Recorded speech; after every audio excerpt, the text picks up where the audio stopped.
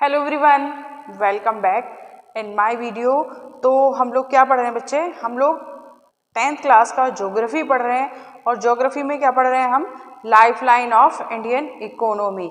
तो life line of Indian economy में एक इंट्रोडक्टरी वीडियो किया था कि जिसमें हमने पढ़ा था कि हमें लाइफ लाइन किसको कहा है? कंट्री की लाइफ लाइन कहा ट्रेड, ट्रांसपोर्ट और कम्युनिकेशन को। तो वन बाय वन हम वही पढ़ने वाले हैं। तो हम यहाँ पे ट्रांसपोर्ट को शुरू कर रहे हैं और ट्रांसपोर्ट में जो सबसे पहले हम पढ़ेंगे वो हम पढ़ेंगे रोडवेज। तो रोडवेज की इंपॉर्टेंस क्या है और रोडवेज क्या है, तो वही पढ़ते हैं हम इस वीडियो में। तो let us start. Okay, so roadways, it has one of the largest road network in the world. क्या कहा है बच्चे? ये कहा है India has one of the largest road network in the world. ये नहीं कहा है कि India has the largest road network in the world, है ना। दोनों में फर्क आप समझ लीजिएगा। ये नहीं कहा है कि India has the largest road network in the world, बल्कि क्या कहा है? ये कहा है कि India has one of the largest network in the world, कि मतलब वर्ल्ड में जितने भी कंट्री के पास लार्जेस्ट नेटवर्क है रोडवेज का, उनमें से एक इंडिया भी है।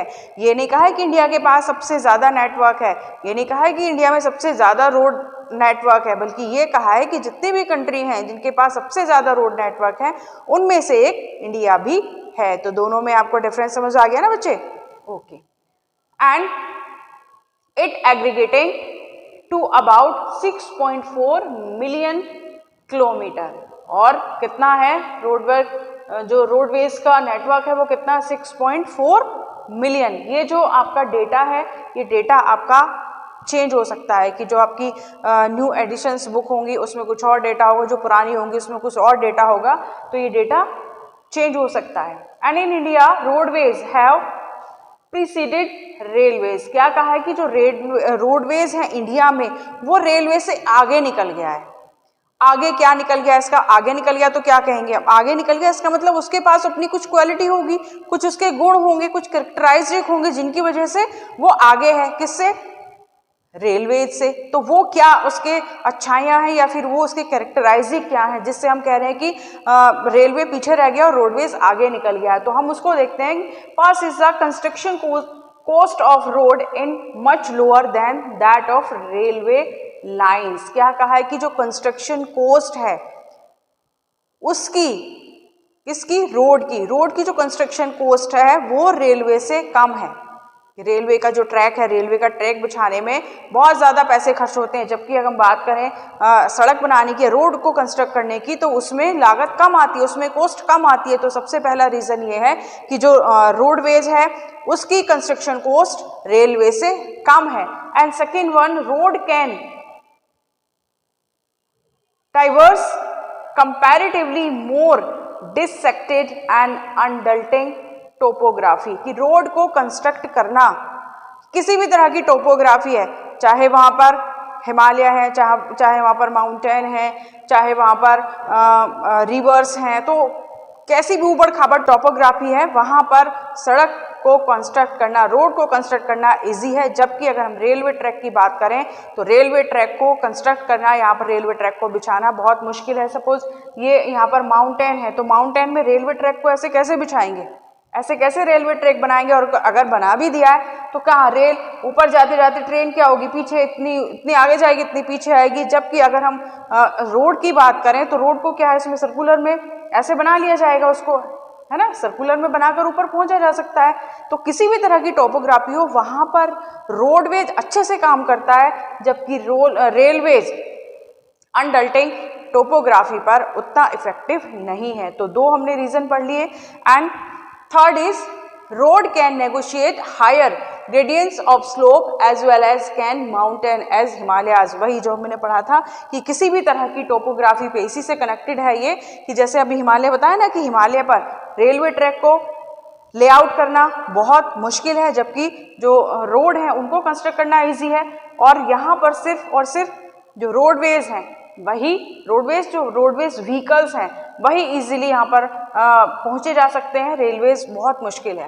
And the road transport is economical in transportation of few person and relatively smaller amount of good over short distance। क्या कहा कि अगर हम बहुत ज़्यादा लॉन्ग डिस्टेंस की बात करें तो लॉन्ग डिस्टेंस में जो रेलवेज है या फिर वाटरवेज है वही काम करते हैं, लेकिन अगर हम शॉर्ट डिस्टेंस की बात करें या फिर कुछ अमाउंट ऑफ गुड्स और पैसेंजर की बात करें कि हमें कुछ क्वांटिटी में ट्रांसफ़र करना है गुड्स, तो उसके लिए क्या है, उसके लिए रोड ट्रांसपोर्ट ही इकोनॉमिकली रहते हैं। अगर पूछा जाए कि चीपेस्ट मोड ऑफ ट्रांसपोर्ट क्या है तो उसके लिए हम कहेंगे वाटरवेज है। लेकिन यहाँ पर हम क्या बात कर रहे हैं कि यहाँ पर अगर हमें थोड़ी सी दूरी तय करनी हो, एक शॉर्ट डिस्टेंस पर जाना है, तो शॉर्ट डिस्टेंस पर जो रोडवेज हैं वही इकोनॉमिकल होते हैं, वही सस्ते पड़ते हैं। And it provide door-to-door service, thus the cost of loading and unloading is much lower। और क्या है कि ऐसा तो नहीं है कि जो रेलवेज है अगर हमें कहीं जाना है तो ऐसा तो नहीं कि हमारे घर के दरवाजे से हमें लेकर जाएगी ट्रेन और घर के दरवाजे पर हमको छोड़ेगी, नहीं, हमें पहले कहाँ जाना पड़ेगा, हमें जहाँ पर जाना पड़ेगा जहाँ पर रेलवे स्टेशन है।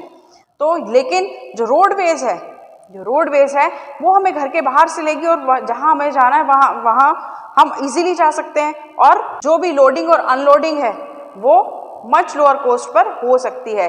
कि हमें कहीं भी जाना है, अगर हम रोडवेज को यूज़ करते हैं तो हम घर के बाहर से बैठेंगे और घर के बाहर हम जाकर उतर जाएंगे, लेकिन अगर हम रेलवेज को यूज़ कर रहे हैं तो रेलवेज में हमें पहले रेलवे स्टेशन जाना पड़ेगा और फिर वहाँ पर उतरने के बाद भी हमें जहाँ भी जाना, हमारा जो भी डेजिग्नेशन है वहाँ से भी हमें रोडवेज को यूज़ करना पड़ेगा, तभी हम उस प्लेस पर पहुँच पाएंगे।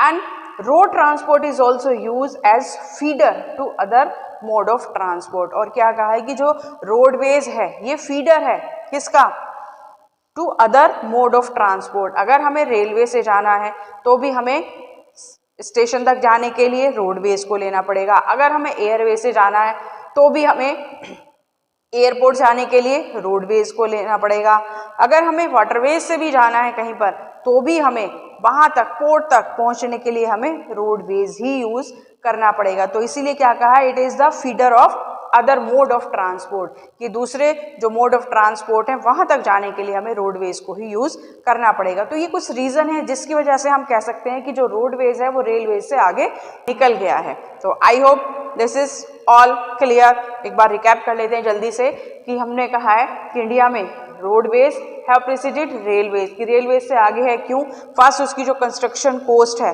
वो कम है।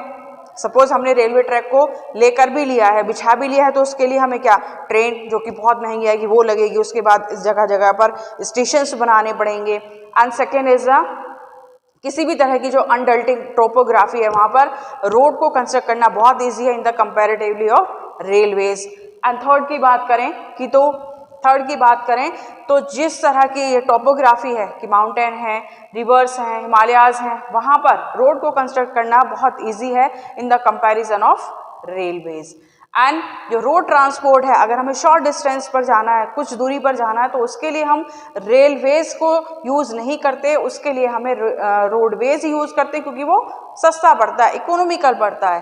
एंड जो रोडवेज है वो डोर टू डोर सर्विस, कि हमें दरवाजे से लेकर जाएगा और दरवाजे पर ही छोड़ेंगे, जबकि जो रेलवेज है वहाँ पर ऐसा पॉसिबल नहीं है कि ट्रेन हमारे घर के बाहर आकर रुकेगी और जहाँ पर हमें जाना है वहाँ जाकर हमें घर के बाहर उतार देगी, ऐसा नहीं पॉसिबल है। और जो रोडवेज है वो दूसरे मोड ऑफ ट्रांसपोर्ट को भी फीडर करता है, कि हमें चाहे एयरवेज यूज़ करें, चाहे हम वाटरवेज यूज़ करें, चाहे हम रेलवेज यूज़ करें, तो वहाँ तक पहुँचने के लिए हमें क्या लेना पड़ेगा, हमें रोडवेज को ही लेना पड़ेगा। तो this is all about the roadways, कि रोडवेज की इंपॉर्टेंस क्या है।